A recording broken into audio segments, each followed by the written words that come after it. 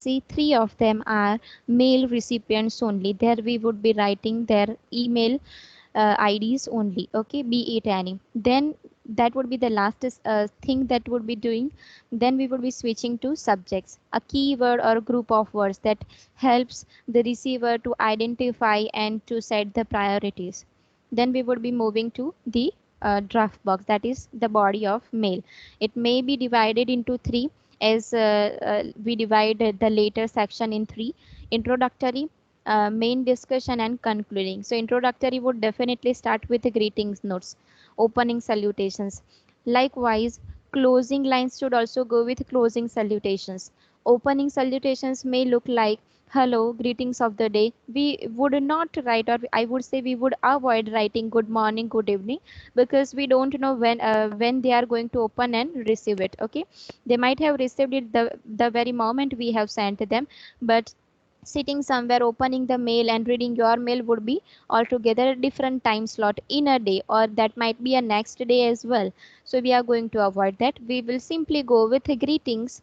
Hope this mail finds you well, happy and safe. For example, as it is COVID going on for almost last 6 7 months, we keep on saying that hope this particular mail or message finds you safe and happy at home. Okay, so safe is added now, so we may simply write that you are safe and happy at home. Okay, this is, I am writing this for this particular purpose. So definitely in the body of the mail you are going to introduce yourself, number one.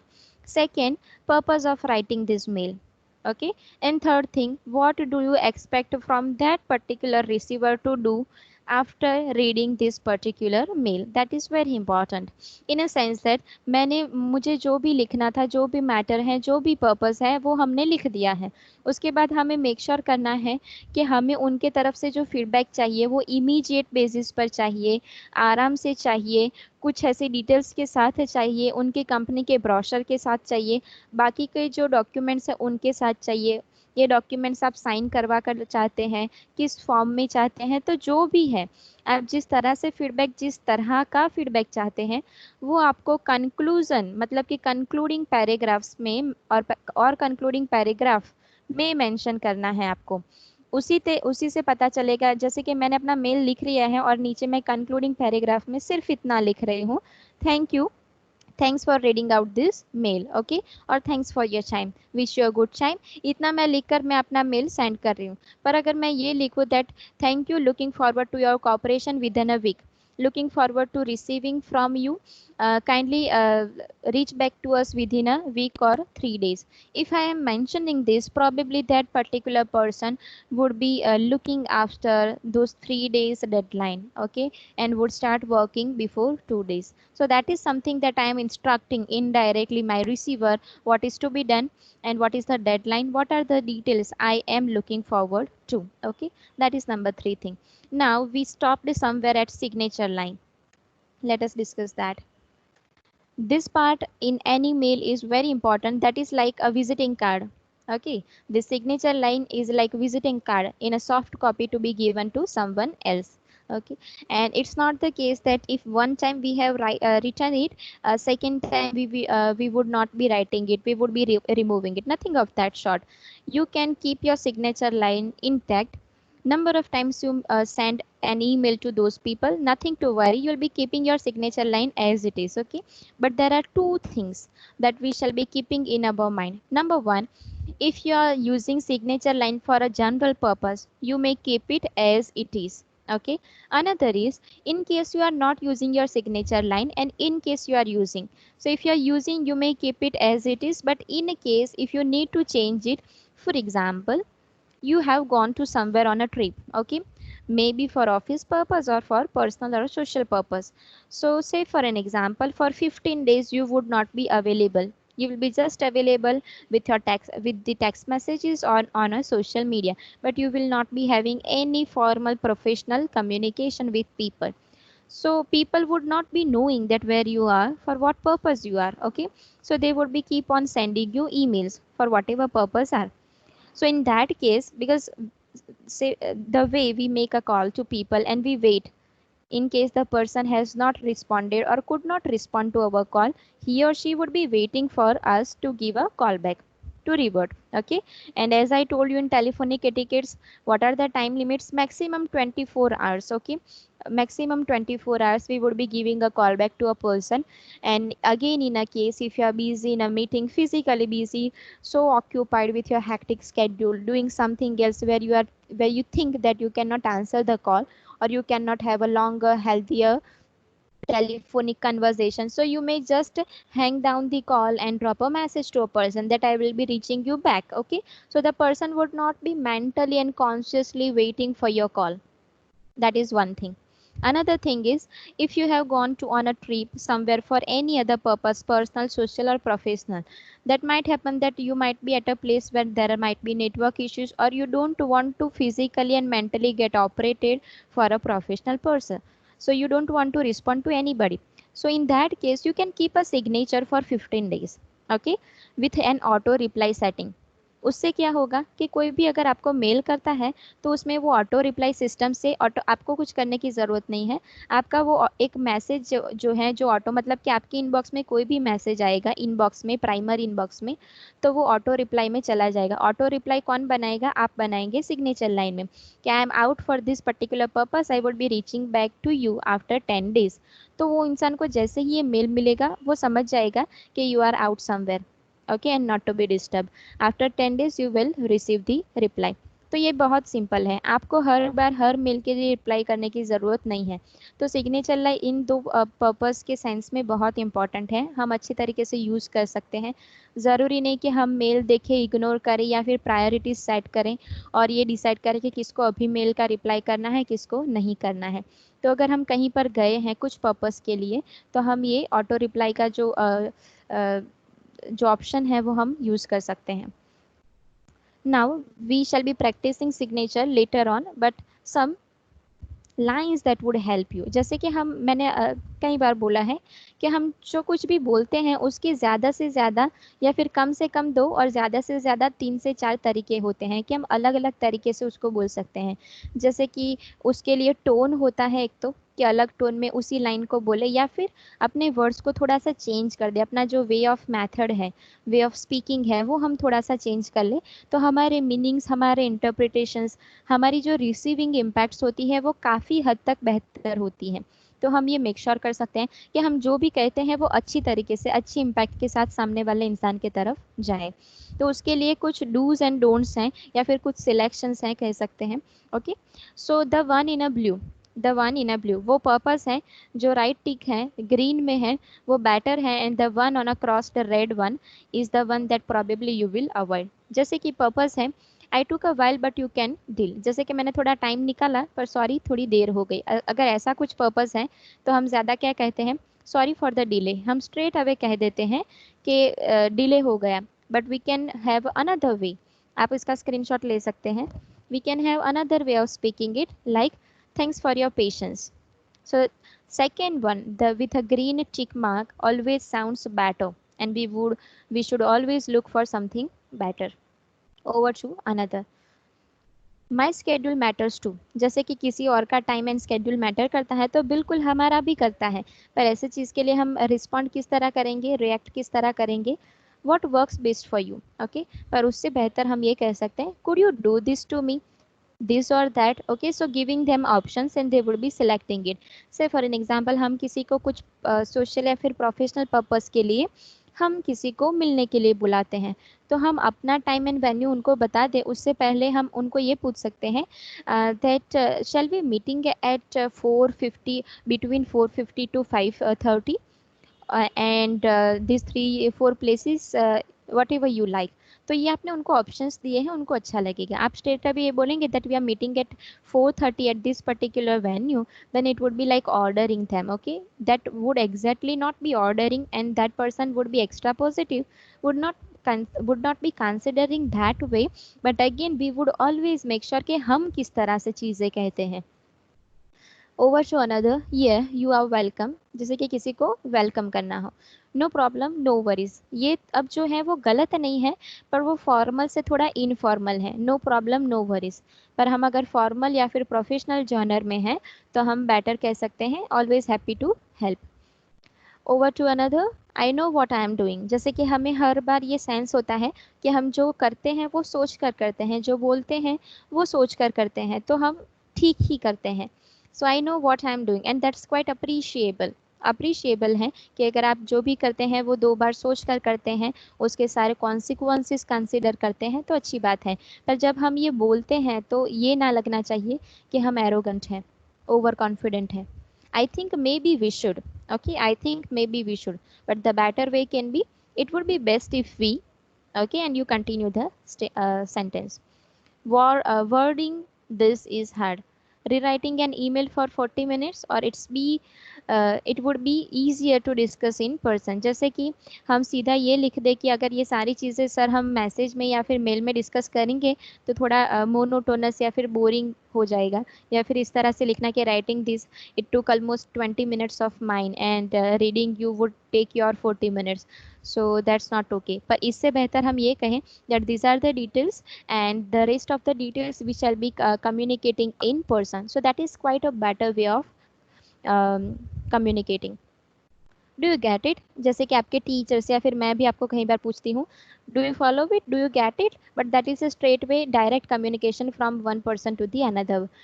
So in that sense, if you want to ask somebody to people, when you are talking to people, communicating to them, you may you will go this way. Hopefully that makes sense. Okay, so instead of that you can better say them, let me know if you have some questions. तो हम हर तरीके को थोड़ा अलग बनाने की कोशिश करते हैं जो बेहतर है। Where the heck are we on this? Just wanted to check in. जैसे कि हम किसी को पूछना चाहते हैं या फिर कोई बोल रहा है तो उनकी प्रोसेस को बीच में कट कर कर हम कुछ पूछना चाहते हैं, कि या फिर हमें कुछ चीज़ों के लिए अपडेट नहीं मिलती तो हम पूछते हैं कि जैसे कि आपने कुछ डिज़ाइंस ग्राफिक डिज़ाइनर को सेंड की है पर आपको अभी तक कोई अपडेट नहीं मिली है,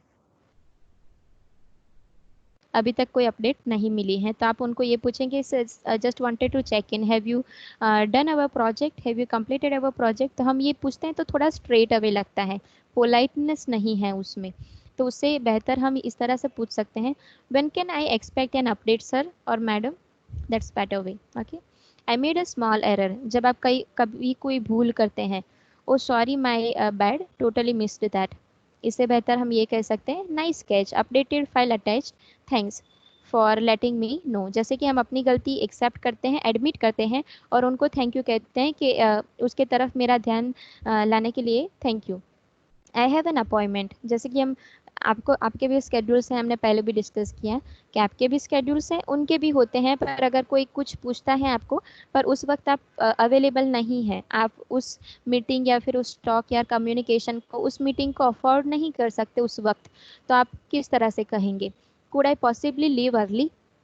पर हम बेहतर तरीके से कह सकते हैं, I will need to leave for this time. जैसे कि अगर आप किसी को मिलने के लिए गए हैं, मिलने के लिए जाते हैं और इन बिटवीन आपको अचानक से ध्यान आता है या फिर आपके माइंड में पहले से था पर आपने उनको बताया नहीं है, बताना भूल गए हैं, तो बीच में जब वो टोटली एक्साइटेड है, इन्वॉल्व है, आपने खाना मंगवा लिया है, कहीं पर बाहर गए हैं और उनको बीच में आप ये बोलते हैं कि मुझे जाना है, can you please complete it as early as possible. या फिर फॉर्मल मीटिंग के लिए कहीं पर बैठे हैं और उनको ये बोले कि सर मुझे जाना पड़ेगा, सिर्फ 10 मिनट बाकी है, मुझे 10 मिनट में वहाँ पहुँचना है।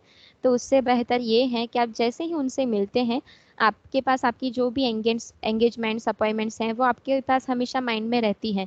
तो आप उनको जैसे ही मिलते हैं उसी ग्रीटिंग के बाद आप उनको बोल सकते हैं कि sorry sir, I am having this particular engagement somewhere else too, so I couldn't spare more than 30 minutes. तो आपने पहले ही बता दिया है तो वो पहले से ही सोच के रखेंगे कि कौन कौन सी चीज़ें, कौन कौन से डिस्कशन स्किप्स कर सकते हैं और कहाँ इलाबोरेट कर सकते हैं, कौन से इंपॉर्टेंट पॉइंट हैं जो हाईलाइट करके हम ख़त्म कर सकते हैं। तो वो अब जब आपने उनको बता दिया है तब वो उनकी रिस्पॉन्सिबिलिटी है कि उनको हाफ एन आवर में कंप्लीट करना है। तो ये कुछ चीज़ें हैं जो हम हमेशा ध्यान में रखेंगे, वर्बल कम्युनिकेशन में भी, फेस टू फेस कम्युनिकेशन में भी, और ईमेल कम्युनिकेशन में भी। ओके, तो ये चीज़ें हम ध्यान रखेंगे। अब ये हम बाद में देखेंगे, उससे पहले हम देख लेते हैं। Okay, can somebody confirm me, is this mail screen visible to all of you?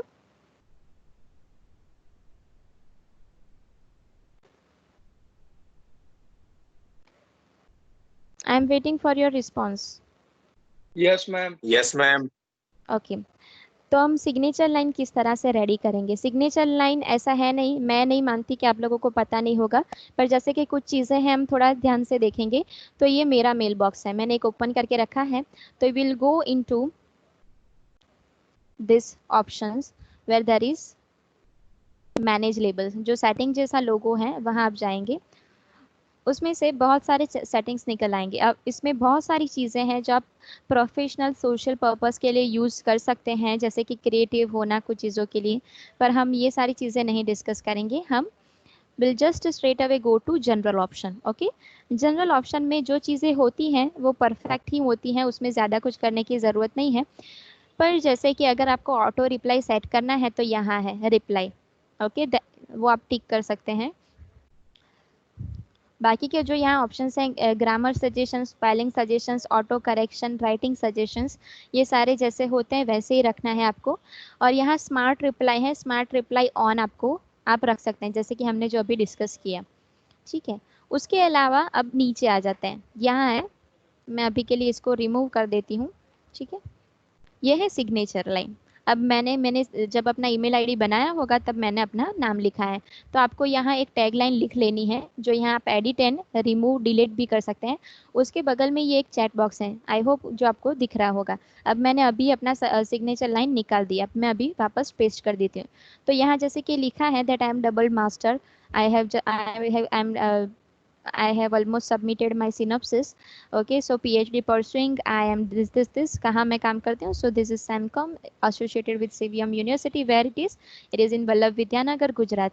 And particularly if you have some international purposes, मैं इससे ज़्यादा भी लिख सकती हूँ, जैसे कि यहाँ गुजरात के बाद मैं इंडिया भी लिख सकती हूँ। ठीक है, तो इतना हम कर सकते हैं। तो ये आपने कर दिया। अब जैसे कि मैं दोबारा पेस्ट करती हूँ इसको, तो आप यहाँ जो भी चीज़ें हैं,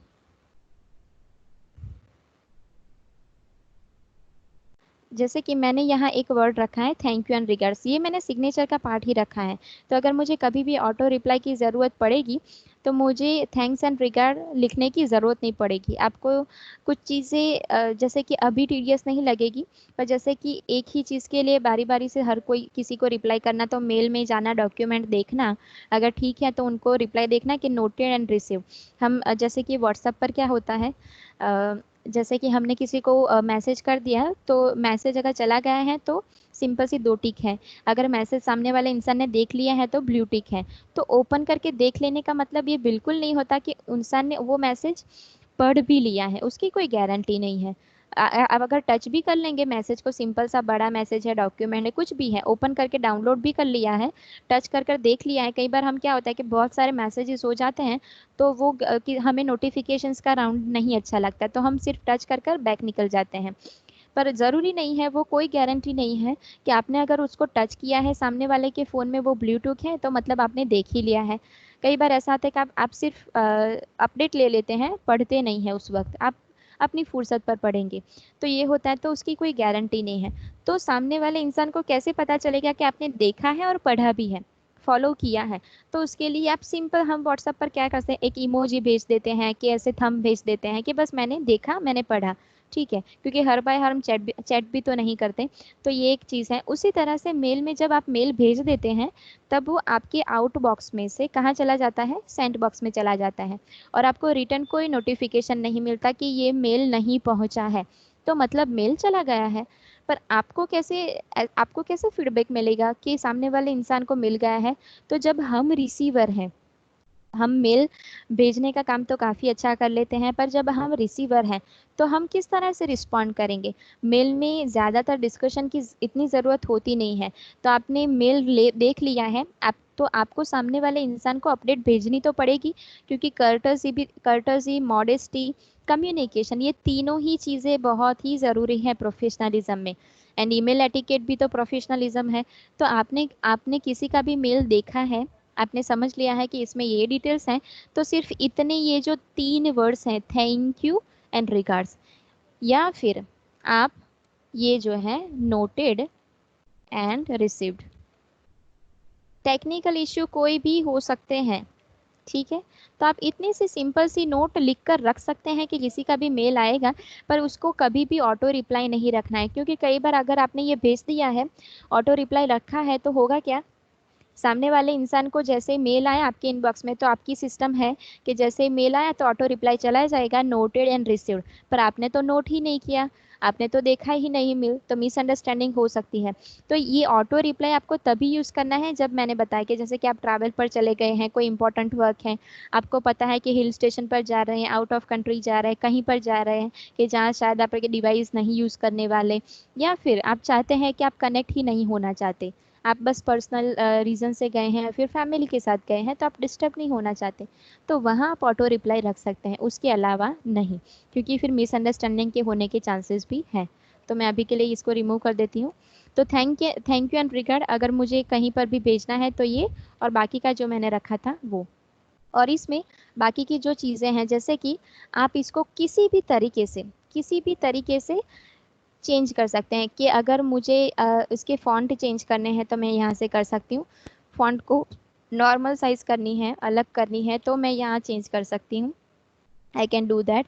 I can put it in a bold manner. Okay, italics, everything you know. Now this one is about, okay, जैसे कि यहाँ वल्लभ विद्यानगर है, वल्लभ विद्यानगर के जो फॉन्ट है उसको मुझे टेक्स्ट कलर को मुझे ब्लू करना है, तो ये ब्लू हो गए, और उसको मुझे हाईलाइट करना है येलो में, तो ये हो गया, ये आप कर सकते हैं। उसके अलावा जो ज़रूरी है, जो हम आगे देखने वाले हैं, ये वो है कि अगर आपको यहाँ पर, जैसे कि मेरा नाम है, उस पर मुझे कहीं पर अपनी फ़ोटो लगानी है, तो जैसे कि यहाँ इंसर्ट इमेज में जाकर आप अपनी कंपनी का लोगो, कुछ भी है, ये मेरा ड्राइव है तो आपको बहुत कुछ दिखेगा, आपको अवॉइड करना है, आंखें बंद नहीं करनी है, तो इसमें से मैं कुछ भी ले सकती हूँ, ठीक है। तो मैं अपनी फ़ोटो यहाँ पर रख सकती हूँ, ये हो गया एक चीज़, तो इतना आपको करना है, बाकी का जो है वो आपको ज़्यादा कुछ करने की ज़रूरत है नहीं ना। जैसे कि मैंने बताया कि out of office auto reply, हमने ऑटो रिप्लाई की अभी बात की, आउट, ये मैंने अभी ऑफ रखा है, अगर मुझे ऑन करना है तो मैं कितने दिन तक रखूँगी, जैसे आज के तारीख से लेकर यहाँ तक मुझे जो तारीख डालनी है, और सब्जेक्ट लाइन, मतलब कि ये मेरा जो सब्जेक्ट लाइन है वो ऑटोमेटिकली वहाँ चला जाएगा, और मुझे अगर कोई मैसेज लिखना है तो मैं यहाँ पर टाइप कर सकती हूँ, that I would be responding to you after 2 days, 5 days, 10 days, okay, and only send a response to people in my contacts, मतलब कि जितने ईमेल्स मेरे फ़ोन में, मेरे ईमेल आईडी बॉक्स में सेव है, उनको ही ऑटो रिप्लाई जाएगा, नया रिप्लाई अगर नया कोई मेल आता है तो उनको नहीं जाएगा, अगर मैं यहाँ टिक करती हूँ तो, वरना कोई भी मेल आएगा मेरे मेल आईडी पर तो वो सारे लोगों को ये ईमेल आईडी का ऑटो रिप्लाई ऑप्शन चला जाएगा, ठीक है। तो ये एक चीज़ हो गई, अब मैं इसको अब साइन आउट कर देती हूँ, विजिबल है ये पीपीटी, विजिबल है?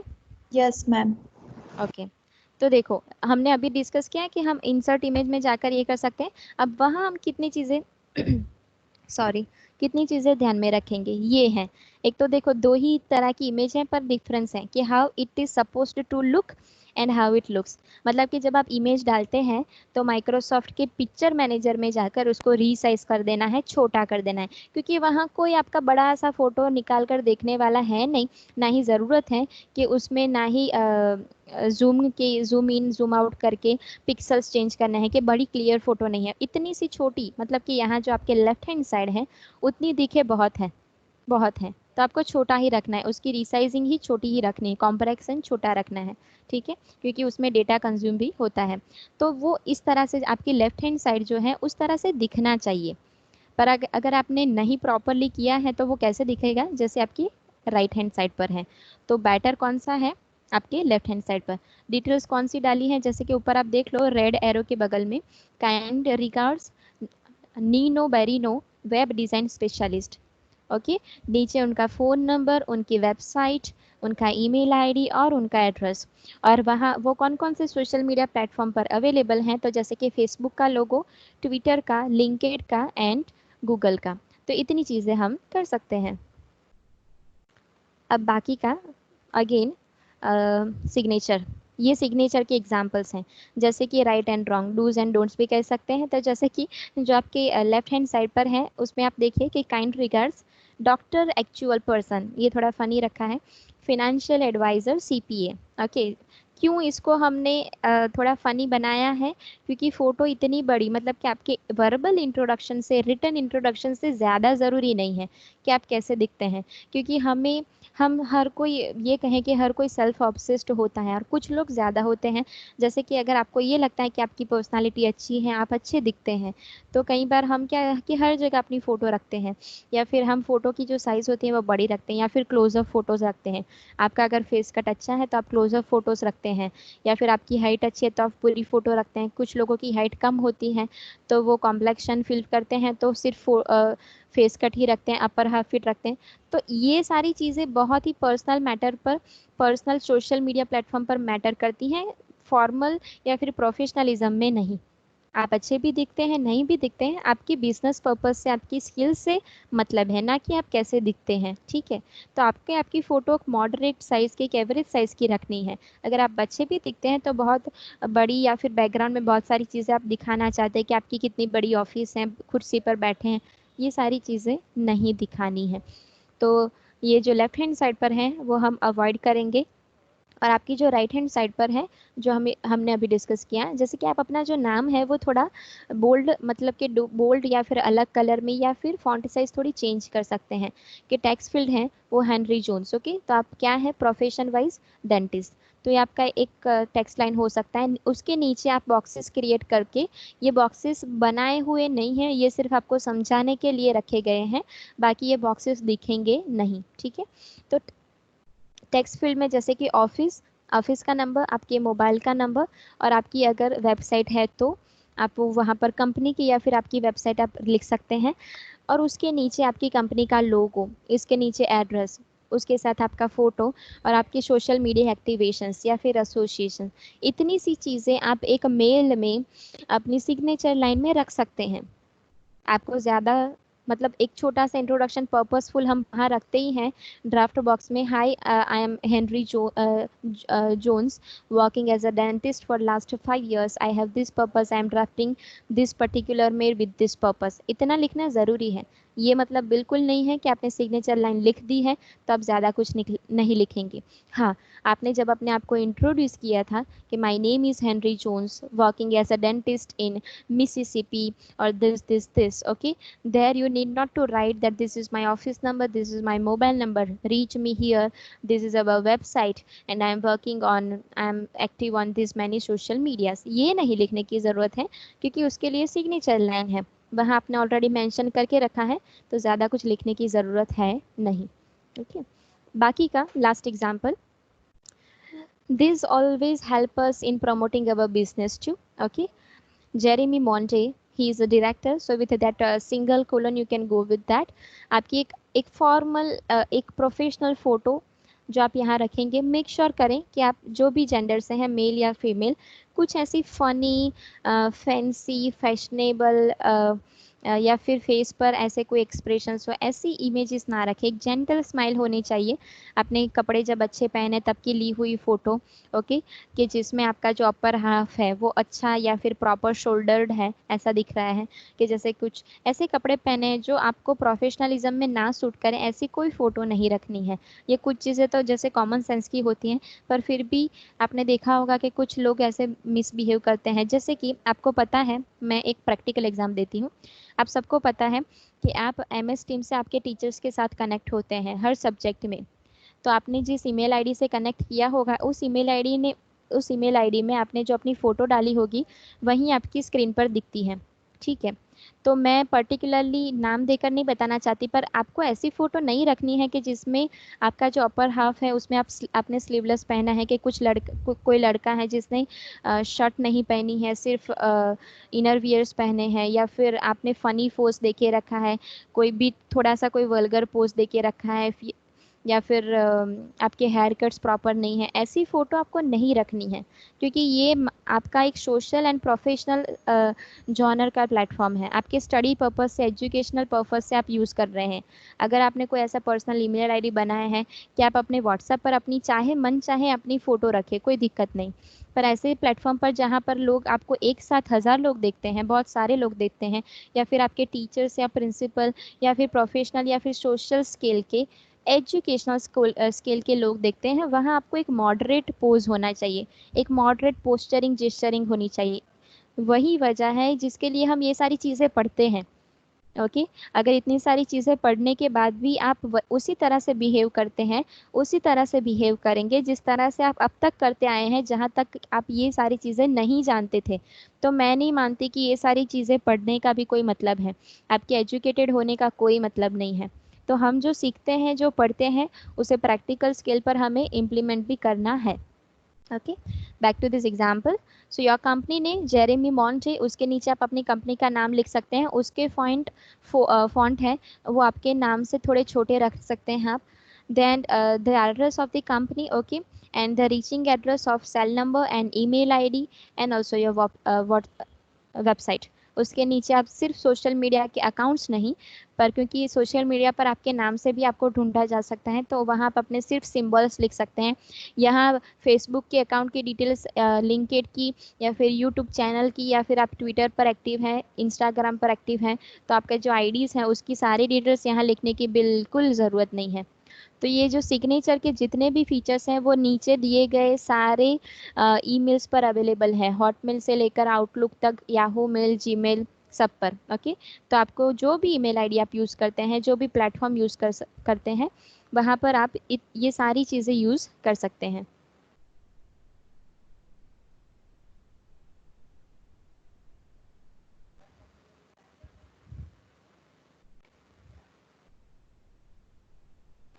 Okay, so was that clear to all of you?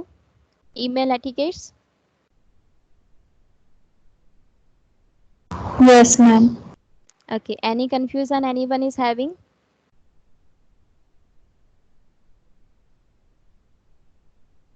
हम नो एक ma'am. Practice, okay, thank you.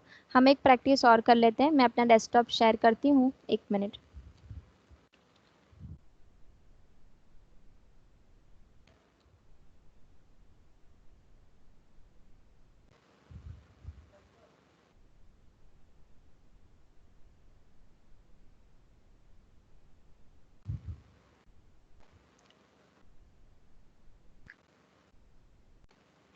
Okay, I hope this is visible. जैसे कि हमें अटैचमेंट भेजना है, तो जैसे कि मेरे स्टूडेंट्स हैं FIBCA के, तो अभी नए नए हैं इस फील्ड में कुछ चीज़ों के लिए, जैसे कि मेल के साथ आपका यूज टू ना होना, उसके लिए मैं ये बिल्कुल नहीं कह सकती कि आप जानते नहीं तो आपको पता नहीं होगा वगैरह वगैरह, पर आपको ज़रूरत नहीं पड़ती इसलिए आप यूज़ नहीं करते। तो जैसे कि आपको कंपोज मेल करना है, तो आप कंपोज में जाएंगे और लिख देते हैं यहाँ पर मेरा ईमेल आईडी। ठीक है, अब जैसे कि मुझे ये ईमेल आपको ही भेजना है, ठीक है, यहाँ मैं एक से ज़्यादा लोगों की ईमेल आईडी लिख सकती हूँ जैसे हमने डिस्कस किया है। तो BCC में मुझे मैं रख देती हूँ प्रिंसिपल को, ठीक है। अ, अभी इसमें मैंने आज तक कभी भी प्रिंसिपल को मेल नहीं किया होगा शायद, तो इसलिए मुझे सजेशंस नहीं मिल रहे हैं। तो ये मैंने रख दिया। अब होगा क्या, देखो, जो है वो एक ईमेल आईडी यहाँ पर है 2 में और ये BCC में। तो जब BCC में प्रिंसिपल को ये मेल जाएगा तो वो नहीं देख पाएंगे कि और किन किन को ये मेल भेजा गया है। तो ये एक चीज़ है। दूसरी ये है कि जब हम सब्जेक्ट लाइन बनाते हैं, तो से for an example is PPT, मुझे उनको आज की PPT भेजनी है, ठीक है। पर मेरा मतलब 2 डेज़ PPT डेट तो बिल्कुल आ जाएगी, पर अगर मैं 2 डेज़ PPT लिखूँ, उससे बेहतर ये नहीं है कि मैं ये लिखूँ आप TYBBA में हैं, सो TYBBA जनरल, ओके, आपका सब्जेक्ट मैं पढ़ाती हूँ वो है BPS। अब 2 फैकल्टीज़ पढ़ाती हैं तो इनिशियल्स भी ज़रूरी हैं और आज की तारीख है। तो उससे क्या होगा, आज नहीं, आज के बाद कभी भी जब भी ये मिल के PPT ओपन करनी पड़ेगी, तो अगर वो क्योंकि यहाँ एक सर्च मेल होता है, ठीक है, मुझे इतना ही याद है। यहाँ मुझे बहुत सारे मेल हैं मेरे मेल बॉक्स में, बहुत सारे, ठीक है। तो यहाँ मुझे ढूंढना है कि मैंने कभी भी पीपीटी की थी या फिर भेजी गई थी तो वो क्या थी। तो अगर मैं सिर्फ यहाँ, मुझे ये याद नहीं है कि मैंने क्या भेजा था, कौन सी तारीख को कहाँ ढूंढे, तो सिर्फ किसी को रिसर्च पेपर भेजा था, तो मैं यहाँ डाल दूंगी तो रिसर्च पेपर वाले जितने भी मेल होंगे वो यहाँ पर हाईलाइट हो जाएंगे। तो उसकी वजह से भी हमें कीवर्ड्स सब्जेक्ट में इस तरह से डालने होते हैं कि हम कभी भी उसको ढूंढ सकें, डॉक्यूमेंट और मेल दोनों को। दूसरी चीज़ है अटैचमेंट। जब हम अटैचमेंट में जाते हैं तो हमें कोई फाइल अटैच करने, जैसे कि मैंने बोला कि जब डॉक्यूमेंट्स बहुत सारे हो, तो जैसे कि मान लेते हैं कि ये जो पेपर है वो पेपर हमें भेजना है, ठीक है, यहाँ पर। तो हमने अटैच कर दिया, अब ये अटैच कर दिया यहाँ पर, तो यहाँ एक्टिव हो जाएगा, ये पेपर है। पर मान लीजिए कि मैंने सिर्फ एक वर्ड फाइल, दूसरा अटैचमेंट मुझे भेजना है, और यहाँ एक नई वर्ड फाइल मैं ले लेती हूँ, जैसे कि ये। अब मैंने उसको रीनेम नहीं किया, मैंने बस उस पर उसके पर काम कर दिया, और मैं new word Microsoft word file यहाँ पर अब क्यों नहीं हो रही active? The only reason is उसमें कुछ भी लिखा हुआ है नहीं, तो ये एक्टिव नहीं हो रही। पर उस वर्ड फाइल को मैंने रीनेम नहीं किया, तो यहाँ अटैच तो हो जाएगी, अगर उसमें कुछ कंटेंट है तो अटैच हो जाएगी, और मैंने किसी को भेज भी दिया।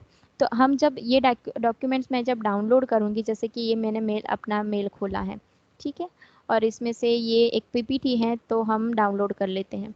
अब मैंने ये पीपीटी डाउनलोड की अपने डेस्कटॉप पर, तो डेफिनेटली कहाँ ओपन होगी? वो होगी डाउनलोड में। तो डाउनलोड में एक डॉक्यूमेंट नहीं होता, अब इस कंप्यूटर में भी देख लो बहुत सारे हैं। तो न्यू माइक्रोसॉफ्ट वर्ड फाइल है, तो अब मान लीजिए कि ऐसी बहुत सारी वर्ड फाइल है, तो मैं कहाँ ढूंढूंगी कि वो कहाँ है? पर अगर मुझे पता है कि वो एच एम पटेल करके कुछ था, तो मैं अच्छा ठीक है ढूंढ सकती हूँ यहाँ पर। तो बहुत सारे रीजंस होते हैं कि हम क्यों, कि कुछ चीज़ें कुछ तरह से करते हैं। तो आपको रैंडमली एक परफेक्शन रखना होता है, रैंडमली कुछ भी चीज़ें कहीं पर भी भेज देनी होती नहीं है। ये एक चीज़ है। दूसरा ये है, एक चीज़ मैं आपको बताना भूल गई, कि जब आप मेल में कोई भी डॉक्यूमेंट अटैच करते हैं तो उसकी जो मैक्सिमम लेंथ होती है वो होती है 25 MB की। 25 MB से बड़ा कोई भी MS का, माइक्रोसॉफ्ट ऑफिस का कोई भी ऐसा डॉक्यूमेंट होगा, वो 25 MB से ज़्यादा होगा अगर सारे डॉक्यूमेंट्स मिलाकर, तो वो नहीं जाएगा मेल में। तो उसके लिए क्या कर सकते हैं? तो उसके लिए आप जो डॉक्यूमेंट्स हैं उसको कॉम्प्रेस कर सकते हैं, मतलब कि उसकी साइजिंग जो है वो चेंज कर सकते हैं। अब वो कैसे देखेंगे? जैसे कि ये एक फ़ाइल है, ठीक है, अब ये फाइल की यहाँ साइज़ देखो 1.101 KB है, बहुत कम है। उसी तरह यहाँ टीम्स की है, सॉफ्टवेयर डाउनलोडेड है, तो उसकी है 96,783 KB। तो इतनी लंबी फाइल अगर मैं भेजने की कोशिश करूँगी तो शायद ना भेजूँ। तो हम उसे कॉम्प्रेक्शन के ऑनलाइन बहुत सारे ऐसे वर्जन्स होते हैं, सॉफ्टवेयर वेबसाइट्स होती हैं जहाँ जाकर उनको कॉम्प्रेस कर सकते हैं। या फिर सबसे अच्छा ऑप्शन ये है कि आप, जैसे कि ये ऑड एंड इवन, हम इवन ले लेते हैं, ये सारे जो डॉक्यूमेंट्स हैं उसको हम ऐड टू आर्चिव में जाकर उसको छोटा, मतलब कि जिप कर सकते हैं। जनरल में गए, जिप में सिलेक्ट करो, ओके करो, तो ये जो डॉक्यूमेंट्स हैं, 3 डॉक्यूमेंट्स, ओके, वो वहाँ पर हो जाएंगे। तो अब जब ये डाउनलोड फोल्डर में थे तो जिप ऑटोमेटिकली रीनेम हो गया। तो जो मैंने अभी टिक किए थे वो सारे 3 डॉक्यूमेंट्स यहाँ पर आ गए, ठीक है। तो जब भी कोई, मतलब अब कंपैरिजन देखते हैं, देखो 1 2 एंड 3, ये 3 डॉक्यूमेंट्स हैं, तो कितने हो गए? 1.1 1.1, मतलब कि 202 एंड 11, तो ऑलमोस्ट 222 KB हो गया, ठीक है। अब ये अकेला कितना KB हुआ जिप में? 185। तो इस तरह से कंप्रेशन चेंज कर सकते हैं हम, ठीक है। तो अब मुझे जब अटैच में जाना पड़ेगा, अटैचमेंट में, तो मैं 3 अलग अलग फाइल मुझे भेजने की ज़रूरत बिल्कुल नहीं है। मैं क्या करूँगी, मैं सिर्फ डाउनलोड, कहाँ रखा था? डाउनलोड में, ठीक है, डाउनलोड करके कुछ बना था वो फोल्डर, ये। तो मैं वो 3 फाइल मुझे अलग अलग भेजने की ज़रूरत नहीं है, मैं ये जिप भेज दूँगी। यहाँ जिप आ गया, ठीक है। तो डेटा कंजप्शन भी कम होता है, एक ही तरह फाइल मिलती है, क्योंकि बहुत सारी फाइल्स होगी तो उनको इस तरह से लिस्ट में अलग अलग से डाउनलोड करनी पड़ेगी। ठीक है, तो ये कुछ चीज़ें हैं जो आप प्रैक्टिस के साथ सीख सकते हैं, पर मैंने अभी कुछ आपको बताया, इतना ज़रूरी है आज के लिए। ठीक है, अब मुझे इस मेल की ज़रूरत है नहीं।